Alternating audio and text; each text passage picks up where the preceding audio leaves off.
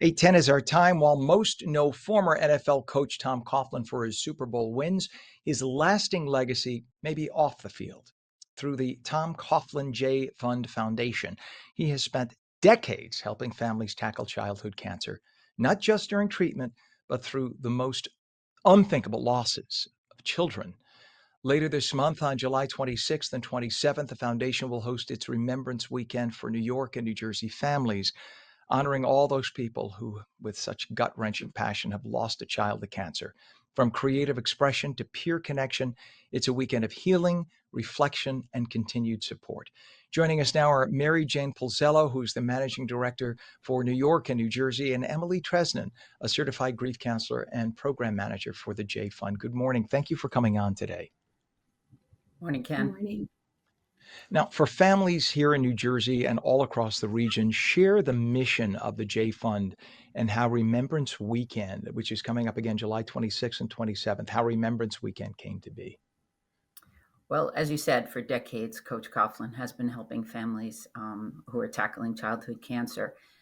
Coach started in Jacksonville, Florida, when he was the coach of the Jacksonville Jaguars.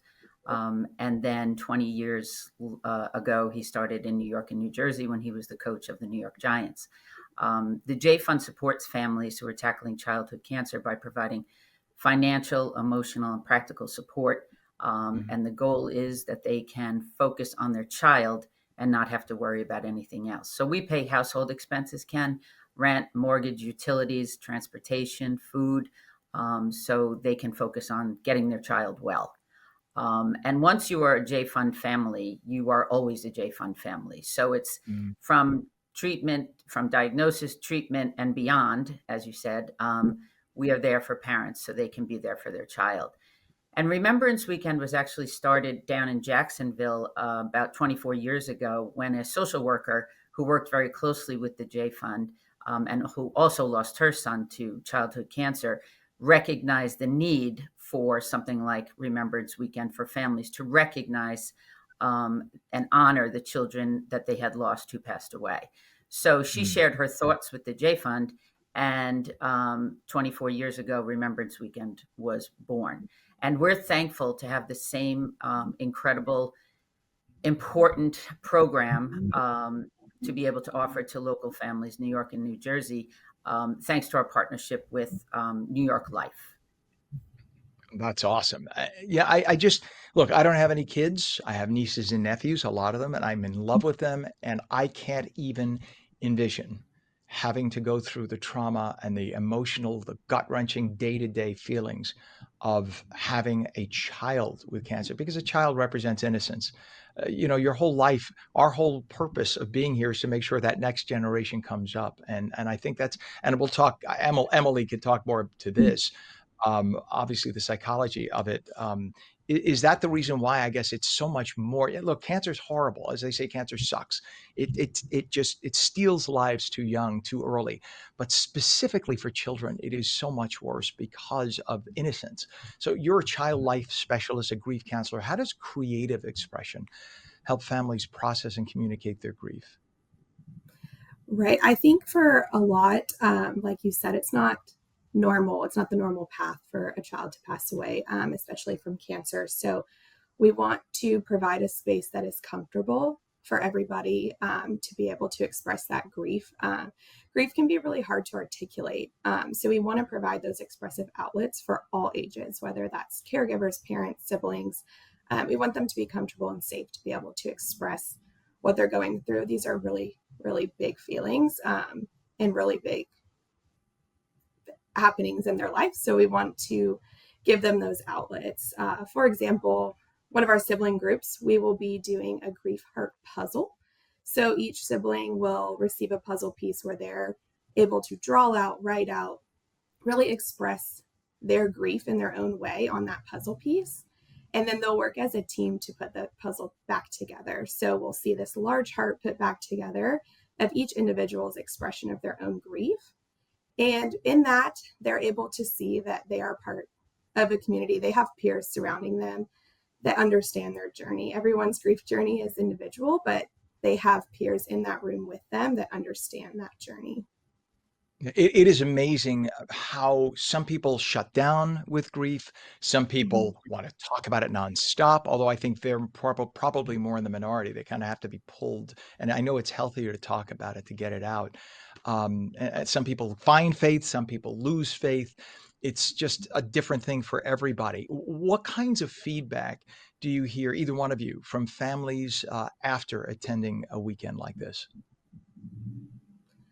I think some of the biggest feedback that we receive is that they find a circle that they can relate to. So they're able to create this community around them to really help. It doesn't make your grief go away, but it does help you feel seen and validated in that. So we do get a lot of feedback of just kind of a thank you for providing us a new community to be a part of. Kind of like Mary Jane said, once a J Fund family, always a J Fund family. But this is a specific environment where they can really feel seen and heard by their peers.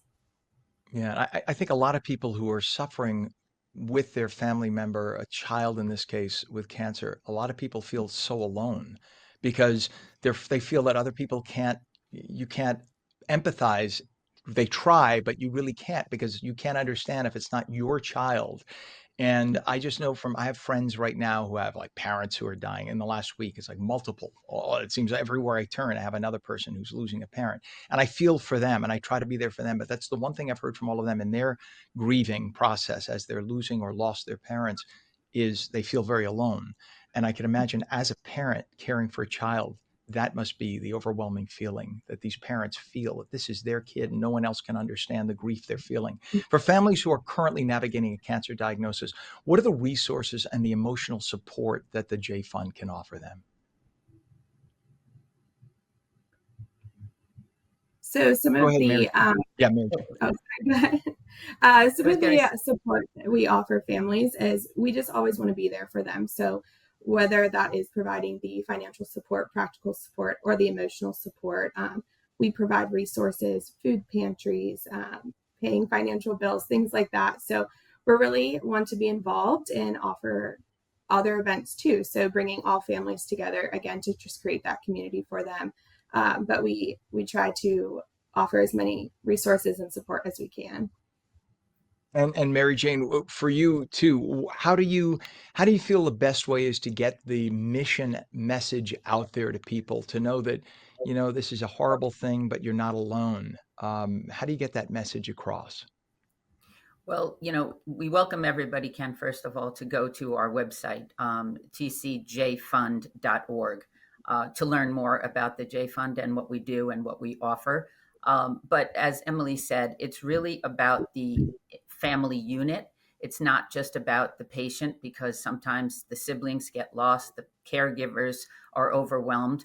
So we offer programs for all family members. And we want to make sure that they realize that we're there for them. And like you say, they're not on an island, they're not alone. And we'll help a family. It's kind of a club that nobody wants to belong to.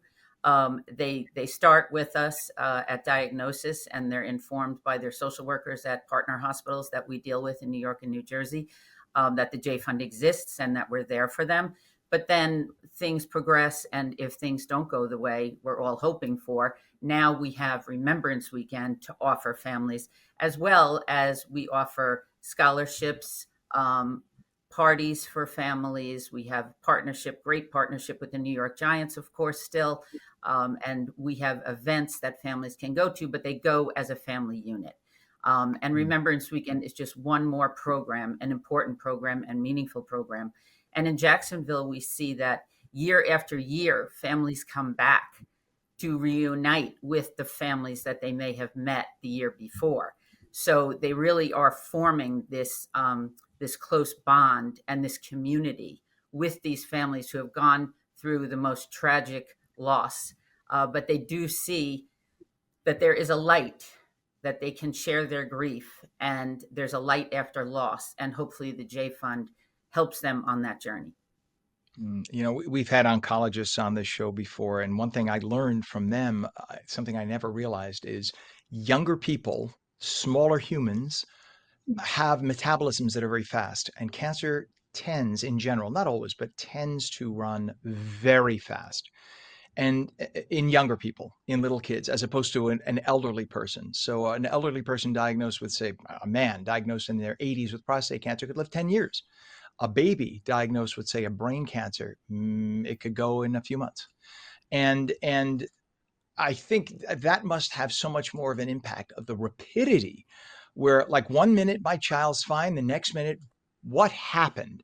And so the fact that you folks are there to help these people through what is like getting hit in the head with a hammer is just amazing. You're saints.